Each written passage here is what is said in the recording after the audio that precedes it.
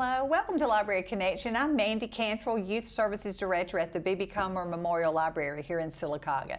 Today I'm talking with Kelley Wassermann, who is the Director of the CMP program, Child Nutrition Program, right? And Wellness and Communications for the Sylacauga City Schools system. Great. Kelley and I have been friends a long time. This is fun. We've been talking before, and I'm going to enjoy the things we have to tell. Thank you for being here today. Thank you for having me, Mandy. Great, great. Well, I know, Kelley, you said you love to talk about what you do. And before we do that, just tell us who you are, where I know you're from here, but just a little bit about yourself. Well, I'm a native of Sylacauga, graduate of Sylacauga High School. Mandy and I went to school together, went to church together, so we've grown up together. This is my home, and I am so thrilled to be able to enjoy my career here in Sylacauga, where I can pass on the legacy that was given to me. That's great. By your mom and dad, I know, wonderful people, and your mom worked for the school system for a while. Yeah, great math teacher, yeah. Well, since you work for the Child Nutrition Program, I know you are very busy. I appreciate you taking the time to come in today. Y'all are breakfast and lunch and everything in between. Pretty much. What really prompted this program is I read somewhere where children now, because of COVID-19 and all the things going on, are going to be able to receive free breakfast and lunch? That's right. That's right. Great. And this is a huge development coming down from Washington. It started the last week of August. We got word that because of COVID and a lot of communities, a lot of people are facing unemployment issues, housing issues, and just to take that burden off these families, USDA came out and said that all children could eat free through the end of December, regardless of economic status. So this was a huge thing coming out of Washington. We've never seen this, and this is across the country. Oh, really? Yes, it is not just for Alabama children, it is nationwide. So there was much relief, even in our end with the school nutrition end, because with so many children not attending school, we have virtual learners, blended learners, traditional learners that are splitting sessions so that we can maintain social distancing. Yes. Our numbers are down. And in school nutrition, we need children to feed. Right. So this opened opportunities for us to be able to get meals out to more children. And I want to say it's not just for students enrolled in Sylacauga City Schools. This program is for any child age 18 and younger. So families that have little ones at home that aren't ready for school yet, oh, wonderful, they can order a meal through our website. Wow. What is your website now? It's SCS for Sylacauga City Schools, scsboe.org. Okay, great. And I have been to your website. It's great. It has lots of great information on there. So y'all are feeding virtual students also, the children who are learning at home. Yes. Oh, that's awesome. How do they do that? Well, we have on our website, we have an order form, and parents just go in there and give us basic information, the name of the adult that'll be picking up the meals, the number of children they need meals for, and which school they're going to pick up those meals. Because here again, they can go to any of our schools to do this. We just need to know where they're coming so that we can be prepared for them. But let me finish what I'd started saying. Yes, okay. Not only is this free meal program extended through December, a few weeks ago, Congress approved an appropriations at the bill that the president signed, and now this is going to go for the entire school year. Oh, that is wonderful. Through the end of June, this free meal program is available to all children 18 and younger. So this is incredible news that I never thought we would see in school nutrition. Wow. That is awesome. That is a wonderful program. Absolutely. Because I know even if you've been unemployed due to COVID, just because you're maybe working now, doesn't mean your finances are back. Right. There's catch up. There's catch up. Yes. And this just takes that burden off those families, so that's one less thing for them to have to worry about. That is huge. I did not know that last part. Yes. That's wonderful. Good news. How do you get the word out to parents? Well, that's where my communications cap That's true. comes That's in also handy. what you do. We sent out a press release to the media. They were very gracious to share that word with the community. Of course, we promoted it on social media. We have found that social media is a very effective platform for communications It is. in our area in particular. So talking with teachers and the principals have been wonderful to get behind this and support this. We are trying to get a breakfast and lunch into the hands of every student every day, plus take-home meals for the days that they're not on campus. Oh, all right. My goodness. Now I've got to talk about your staff. Oh, that sounds like so much work, but I know it is. It is, but it's a calling, and it's what they're here to do. And to their credit, I have not heard one word of complaint about changing their routine. You know, a lot of people who work in this profession are very structured. And in the way they want things done. And the whole COVID pandemic has totally changed our basic routines for things, but they have gotten on board with it. And we are delivering meals to classrooms and all children from kindergarten through 3rd grade, breakfast and lunch. And then beginning in 4th grade, they come to the cafeteria to get their lunch and take it back to the classroom and eat. Wow. Okay. So, but still, we've got all of those extra meals that we're now doing, and the prep, the cleanup. They're super. My staff, I could not ask for better employees at every school. They take good care of our children. That's wonderful. They put the children first, and Absolutely. that's great. We're going to pause for a commercial break, and I'll be right back to talk some more with Kelley.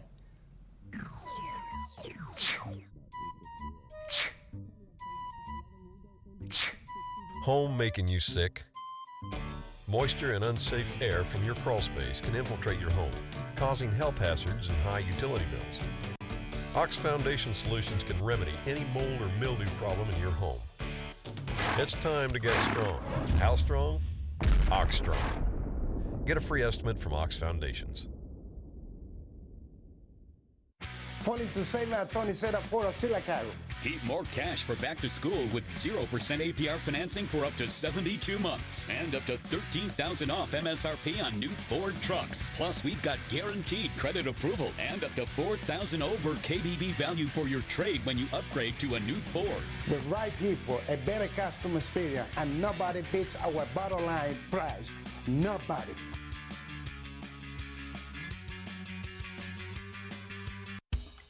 Marble City Pharmacy in Sylacauga is your destination for the highest quality health care. Our knowledgeable pharmacists are always available for questions about your medications or advice on taking over-the-counter products and supplements. Our friendly staff can assist you in choosing from our full lines of compression hose and medical equipment. And don't forget our gift department. We have a great selection of unique gifts for every occasion. Stop by and see us today. Marble City Pharmacy, here for life. Welcome back to Library Connection. I'm talking with Kelley Wassermann with the Sylacauga City Schools system. She is Director of CNP, Wellness, and Communication. So very busy, I know. We were talking about the changes made during COVID and all of that, delivering meals and things. And I know in March, the changes had to come about just like that. Everything took us all by surprise so much. How did you manage? I know you had to have a lot of new equipment, a lot of new procedures in place. How did that work? Well, it's like you said, it all happened very quickly. Yes.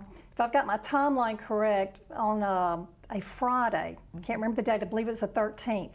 That was when the governor and the state superintendent, Dr. Mackey, said schools would be closed for a certain length of time because of the pandemic. Well, that immediately mobilized all the child nutrition people across the state to come up with an emergency feeding plan. So I literally worked round the clock that weekend. How are we going to do this? Because it would have to go and be implemented the next week. And then after I met with my staff, we realized, okay, we've got a good start, but we still got to make changes in the plan. So it took us a week or so to fall into a rhythm of how we were going to get these meals produced and out to the community, out to the people who needed them. Yes. There was also a need for equipment. We needed transport equipment. We needed special insulated containers to hold that food, to keep hot food hot and cold food cold. Oh, that's right. And the Dairy Alliance came to the rescue. They offered a grant opportunity with very quick turnaround for the award. So I immediately applied for this grant to be able to purchase more of these containers. And that was a huge savings for us, and it relieved that burden of making sure that the food that we served out curbside and delivered was always done at the correct temperature. And now that we're doing classroom feeding, we're using those same containers to help transport food to classrooms and keep it at the right temp so that when the children get their milk, it's going to be at the correct temperature. That's something the rest of us don't think about, probably. Wow, that's a quick turnaround, and good for you for thank working you, Dairy and Alliance. getting the grant done. And I know you said your staff is maybe you said, or I read on your website, the staff is 100% certified in ServSafe food safety. That's right. And in case you don't know what ServSafe means, that is a nationally recognized program for food safety. It is like the highest standard of food safety that you can achieve. In Alabama, there's to be every food service establishment is supposed to have a ServSafe certified employee on site at all times. So many restaurants will have several. You probably see the certificates when you go into a restaurant. And I think it's only right that if we expect our teachers to be highly qualified in their profession, it's right that we expect the people who serve and support our children to be highly qualified. So this is that standard that we follow. That's great. That's awesome. And I know, like you brag on your staff, how wonderful they are. I know they are great.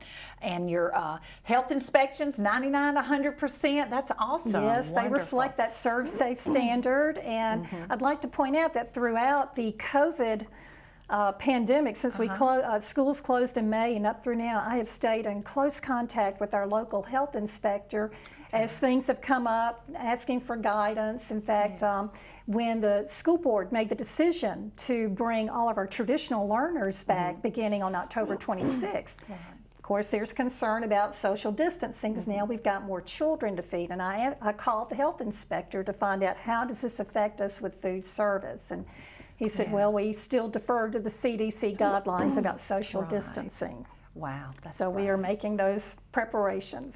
That is awesome.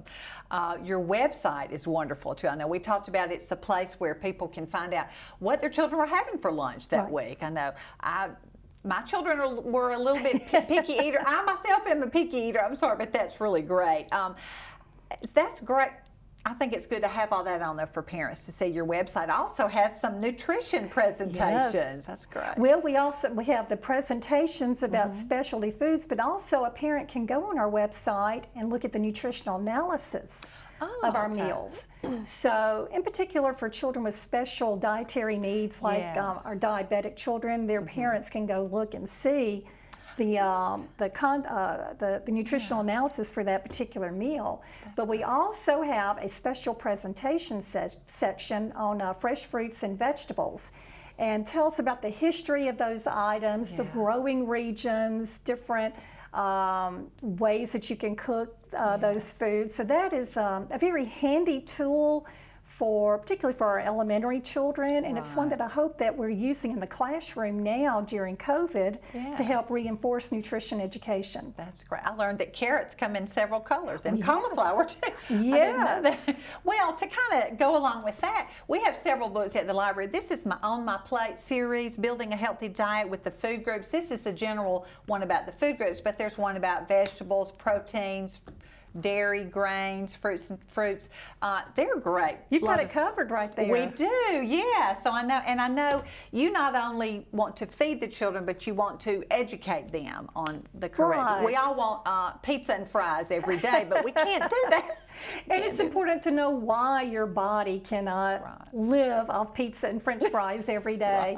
And through these nutrition presentations that we have on our website, it just helps to reinforce the reasons why it's so important to eat a balanced diet. I often tell the children when I go in the classroom that if they have a family member, an older family member that has health problems, a lot of times those problems might be avoided if they start developing healthy eating habits as a youngster. When they're young, yes. Right. So you go into the classroom sometimes Yes, to I do. teach. That's great. And that's a joy of the job. Oh, isn't that fun? I know. Now, I know you talk about the importance of eating breakfast. I love breakfast myself and love to fix breakfast and eat breakfast, and it's so important to get that day started. So you teach some of that too. Right. And I'll tell you another hidden benefit that we've discovered with this opportunity to serve free breakfast and lunch to everybody. Right. Like I said, everybody is getting a free breakfast. In particular, with older kids at the middle school and high school level, the reality is a lot of them roll out of bed and head straight to the car or to the bus stop to come to school. So when they first, even though we've always offered breakfast at school, they're not always awake enough to want it then. So we are now delivering breakfast a little later in the morning during their first period class or their second period class. And we are getting wonderful results. We're getting a lot of great feedback from the teachers. Kids are eating it, they're more alert. It's just really a wonderful added benefit to be able to do this.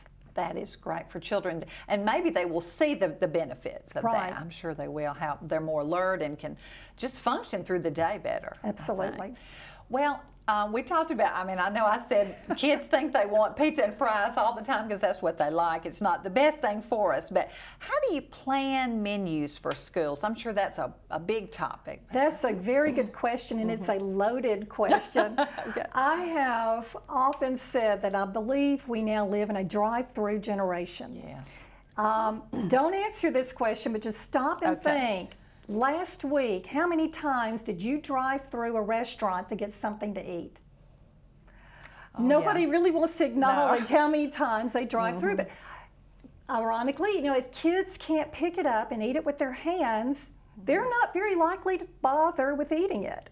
That's true. I never thought of it that way. If they just So- can't, eat it on the go. So that's been a challenge to plan menus that are well-rounded, well-balanced, that is something that kids will want to eat. Right. And we always keep our kids in mind when we're planning our menus. We pretty much know with different grade levels what they like, what they don't like, and we try to keep that in mind.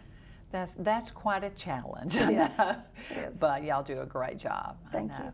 I'm just so impressed with all the, not just during COVID. I know you guys are sanitizing and cleaning. Yes. That's part of your everyday Yes. job. But even more so. Well, I'm sure you now know, that aspect of our job really has not been any different than what we've always done. Okay. That's how you keep a 100 health rating That's in a true. school kitchen. We have upped our game with some additional sanitation standards. Our school board, we were able to get the money to buy some electrostatic sprayers. Oh, good. And yeah. so after every wave of kids come through the serving area, when they come to pick up their lunch, we are spraying down the serving area with a food safe, appropriate sanitizer. Wow. So there have been some changes that we've made, but basically, this is what we do. It's what you do. And we're very anyway. good at it. That's great. We're going to pause for another commercial break, and we'll be right back to talk some more with Kelley.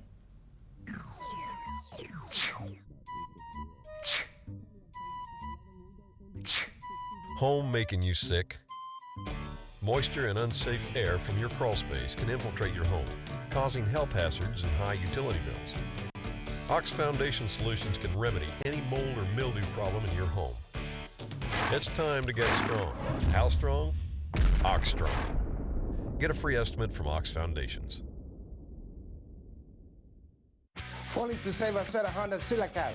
Save all month long with new 2020 Honda Civics from $21,300 or just $294 a month, or rates as low as 0.9% APR financing for up to 60 months. That's right, Honda Civics from $21,300 or just $294 a month. Plus, get up to $4,000 over Kelley Blue Book value on your trade when you upgrade to a new Honda. The right people, a better customer experience, and nobody beats our bottom line price.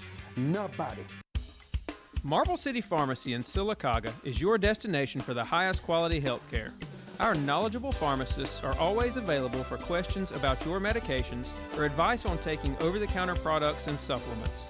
Our friendly staff can assist you in choosing from our full lines of compression hose and medical equipment.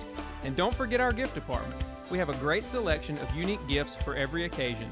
Stop by and see us today. Marble City Pharmacy, here for life. Welcome back to Library Connection. I'm talking with Kelley Wassermann from the Sylacauga City School System. She is a school nutrition specialist. You're director of Child Nutrition Program, Wellness and Communications, and that's a handful. I'm sure that's more than a handful, I'm sure. You were talking about when you got the different containers to keep the food at either hot foods hot and cold foods cold. Right. You got to really use those. I mean, use those in the spring, but you knew children would be coming back in the fall, and you said you got to pilot that at the camp they did, the literacy camp. Well, let me put it this way. Nothing goes to waste in school nutrition. I've often said that school nutrition people are the most thrifty, frugal folks you'll ever find because they make the best use of what they have. That's right. And this summer, Pinecrest Elementary sponsored a literacy camp where we invited a certain number of our second and third graders who needed some assistance with their reading skills, invited them for a 3-week program. This turned out to be a wonderful opportunity to test out some of our protocols to prepare for the opening of school itself, because we're in the COVID environment. Right. Talking about food delivery, food service, basic flow of kids and movement through the halls. There was just so much activity, so we used that as our pilot to look and see what were the best practices for when school opened. And it gave us the opportunity certainly to continue feeding our kids breakfast and lunch, and I think we even had a snack for them during that program. So it's a year-round program. Oh, okay. And feeding kids, kids are hungry every day. Yes. And we're so glad that we have these different methods to be able to provide food services for them.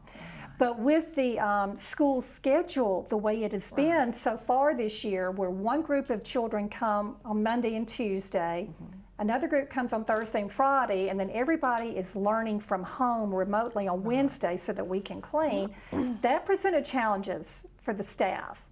And here again, we wanted to make sure that the children had food to eat the days they were not on campus. Okay. So how we work those hours in, when you work in school nutrition, it's interesting hour arrangement. They come in early to get breakfast ready, and on those 4 days we ended up dividing the time out so that they work a little over to prepare those meals, get them ready to hand out as children are leaving school on Tuesdays and Fridays. So that here again, for the most part, our staff is off on Wednesday as well, so that we can do that deep cleaning throughout the buildings. Right. There's so much, there's initial things you think of with COVID, but then so many other little things. The social distancing affects this, the kids being there on certain days affects that. It's just a big ripple effect, affects everything. It does. But y'all have made it work. You've made it work. That's great. So a typical day for y'all starts very early. Around 6:30. Okay, yeah. And you're there preparing breakfast and then lunches. I know lunch is not just from 12 to 1. Oh, no. Some of the schools start serving lunch at 10:45. Right. And it all depends on the bell schedule of each school, so we adapt those workers' hours to what meets the needs for that school. Okay. But, it's hard physical work on these people, and they are on their feet 6 hours a day doing heavy lifting. I'll have to tell you a COVID story. We were able to secure a lot of USDA commodity foods to assist us with that those meal preparations. And early on, the State Department sent to me 80 cases of tangerines. Okay. And single-handedly, I was in that cooler unloading that truck with the 80 cases and getting it staged. Yes. And, along about 60, 65, 70 cases I was giving out. I thought, how do these people do this every day?